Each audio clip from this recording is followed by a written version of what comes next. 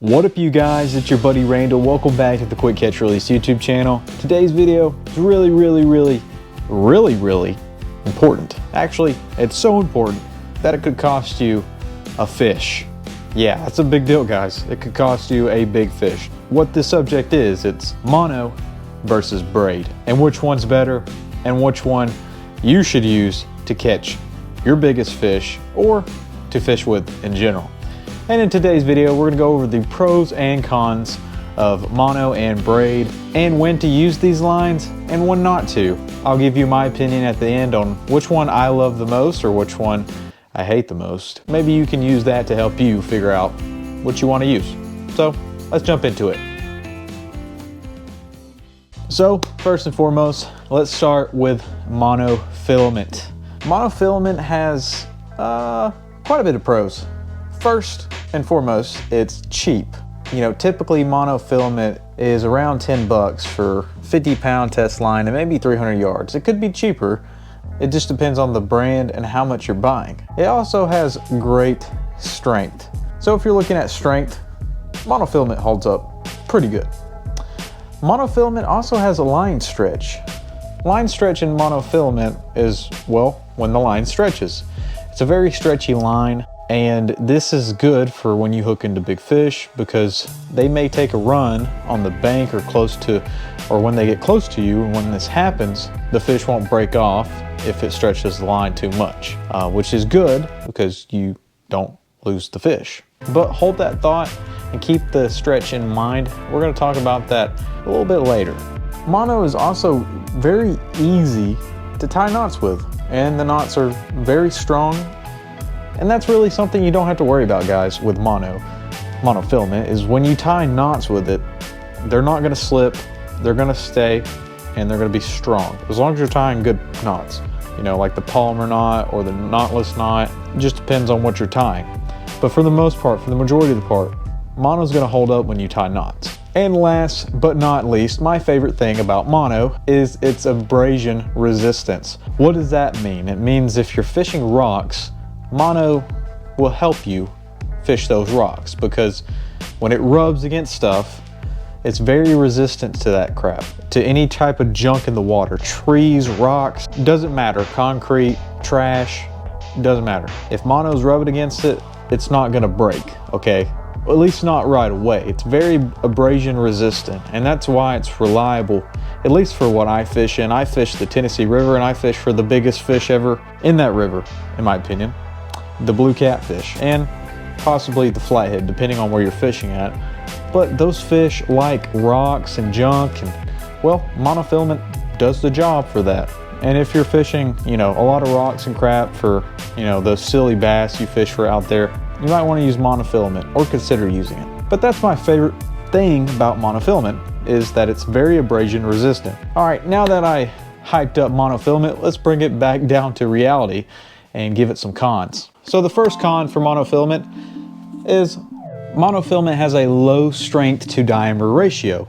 So basically, to dumb this down, if you have the same size of braid of monofilament, the braid is stronger than the monofilament because the diameter strength.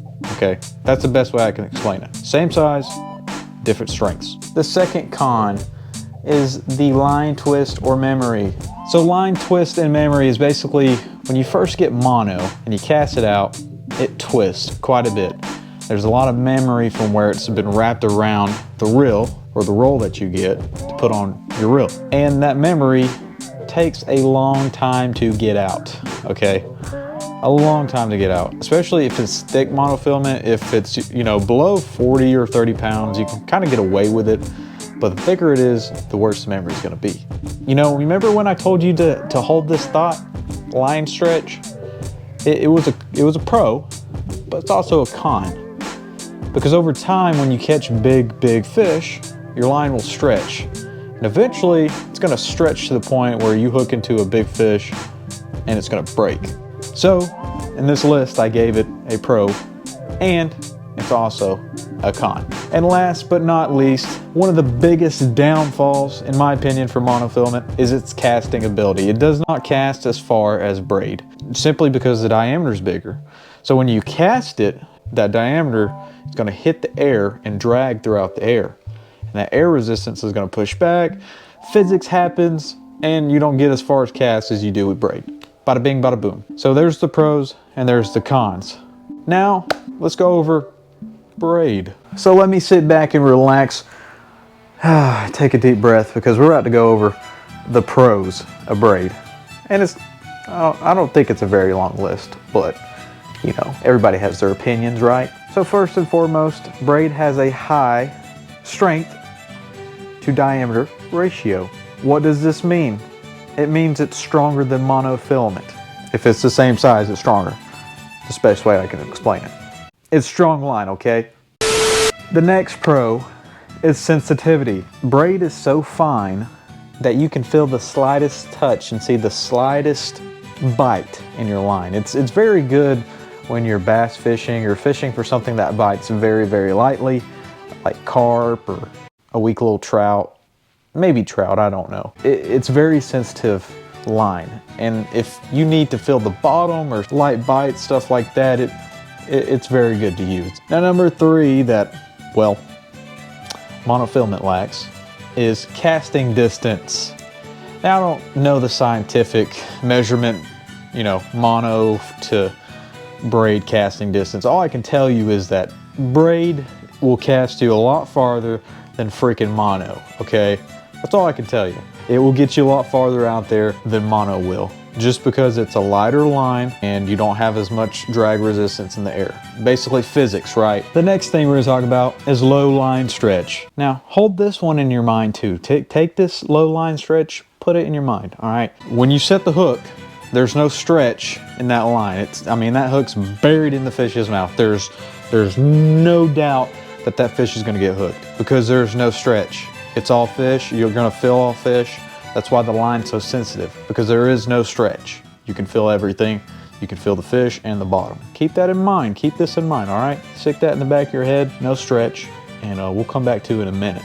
Now we're getting some of the cool things about braid is you get more line on your reel. And that's really useful if you're deep sea fishing or you're fishing really, really deep water. It helps when you can get more line on your reel because it allows you to fight bigger fish. Especially if you're fishing in deep sea areas or ocean areas offshore, you're gonna wanna use braid.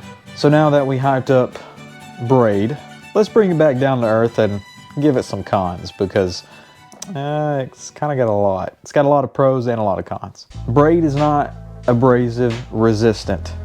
What does that mean? It means if you hit a rock, you're going to break almost instantaneously. If you don't, it is by the grace of God that you didn't break off. That is a big con, and that's one thing I absolutely do not like about it.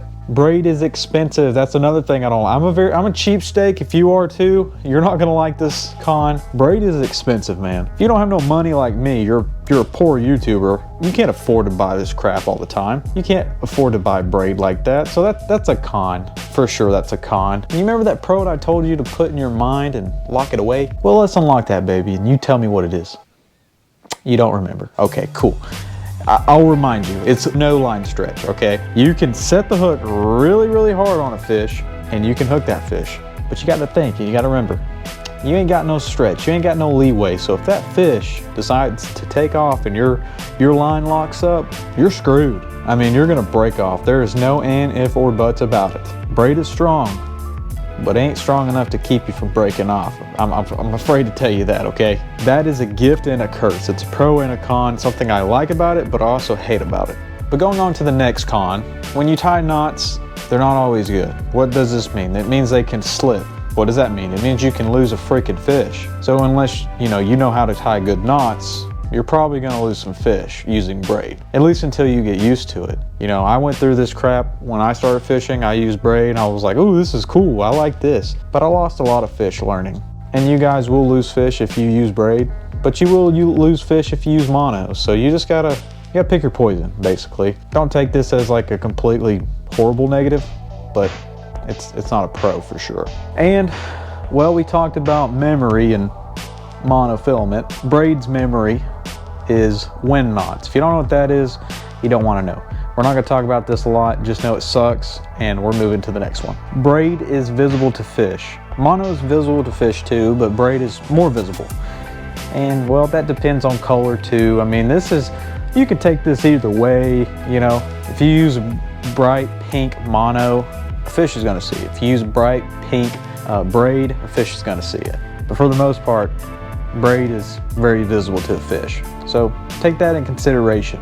All right, you guys, now that we talked about braid and monofilament, I'm gonna give you some scenarios on where I think braid would be very useful and where mono would be very useful.